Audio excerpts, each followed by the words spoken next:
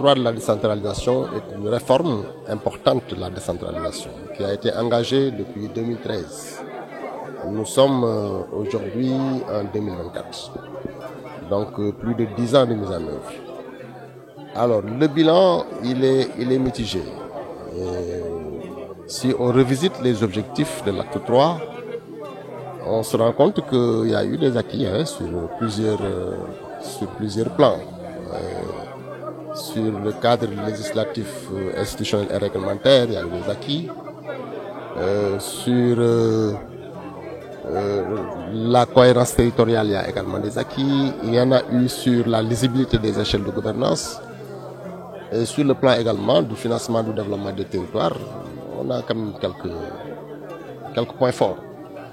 Cependant, les faiblesses sont également très importantes. Et nous les avons passées en revue dans ces différents domaines où il fallait faire des avancées significatives. On a connu beaucoup de contraintes, beaucoup de difficultés et beaucoup d'insuffisances.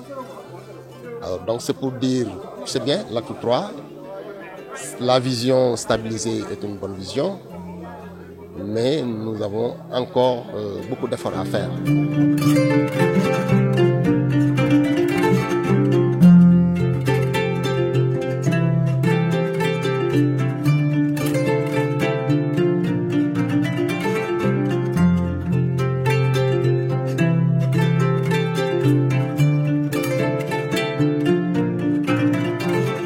Il faut parachever l'acte 3. Il y avait plusieurs phases. Il y a surtout cette phase qui doit mettre en œuvre la territorialisation des politiques publiques qui n'est pas encore engagée. Ou en tout cas, si elle est encore timide. C'est pourquoi, évidemment, il faut aller dans cette direction. Et dans la même dynamique, il faut mettre en œuvre la charte de la déconcentration. Et il faut véritablement renforcer les compétences des collectivités territoriales. Je pense que c'est nécessaire. Renforcer leurs moyens financiers, c'est également très important. Et surtout, améliorer la gouvernance des collectivités territoriales et le management.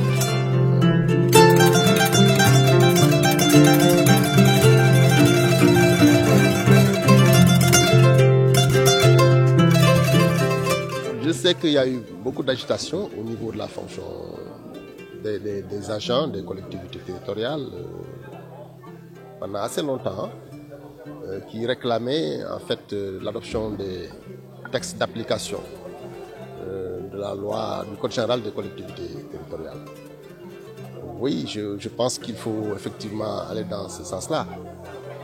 Une des difficultés que nous avons dans notre gouvernance normative, c'est que les projets de décret d'application des lois ne sont pas toujours pris à temps.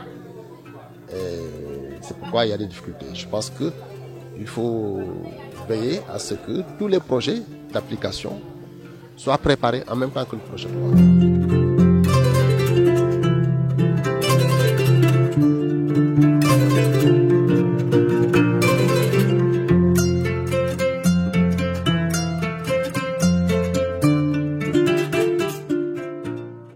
Le choix de la thématique revêt une importance cruciale. Aujourd'hui, quand on parle du Sénégal, on pense d'abord au territoire. Et effectivement, tout ce que l'on fait en termes de politique, en termes également de territorialisation des politiques publiques, comme on le dit, il faut d'abord penser local. Et justement, à partir de ces territoires-là, qu'aujourd'hui on peut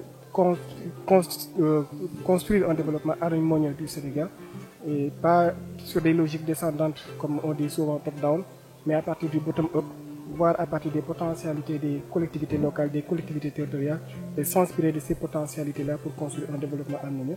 C'est pourquoi cette thématique-là aujourd'hui vient à son heure, d'autant plus qu'on parle de l'acte 3 de la décentralisation depuis des années. Et il est important de voir un peu ces acquis, ces défis et poser le débat collectivement avec ces experts-là et notamment le conférencier qui nous a gratifié d'une très très belle présentation.